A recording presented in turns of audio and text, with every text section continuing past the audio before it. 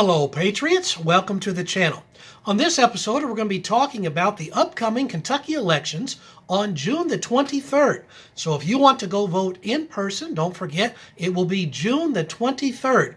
If you're like, well, some of the places are closed, some are open, where do I go? Well, I'm here to help you out. At no additional charge to you, I'm going to give you a link where you can go and find out every single polling location in your district. That link to find them all is right here. I'll also put it in the description for this video if you want to say, I want to make sure that my vote is counted, so I want to go in person and do it. We're providing the link for you right there. If you say, well, I don't want to do that, I want to do mail-in voting, then don't forget, you must request a mail-in ballot no later than June the 15th. And then make sure you mail it off by Election Day, June the 15th.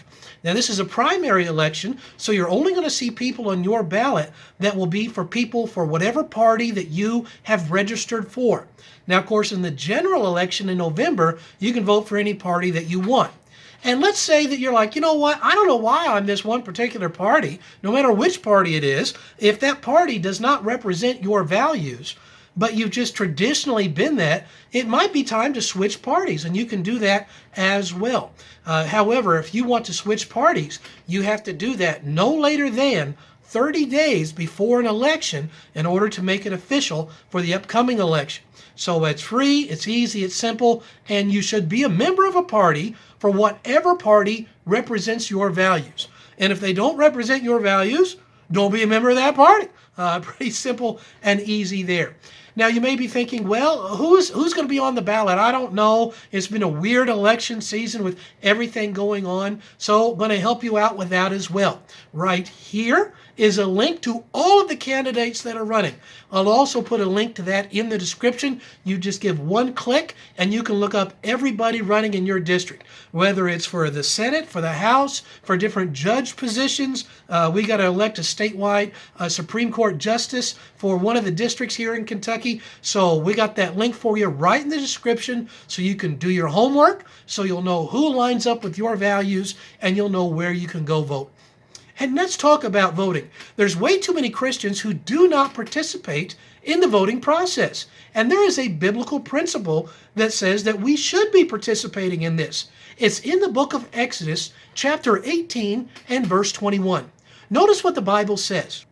Moreover, thou shalt provide out of all the people able men, such as fear God, men of truth, hating covetousness, and place such over them to be rulers of thousands, and rulers of hundreds, rulers of fifties, and rulers of tens. So notice there's a few things here in this verse. First of all, God is not saying, I'm going to choose your rulers for you. He's saying, hey, you choose the rulers. He is putting the responsibility for doing that onto the people. So here we have a biblical principle saying, hey, I should be part of the process in choosing the leaders in our own country. And we as Americans are blessed to be able to do that.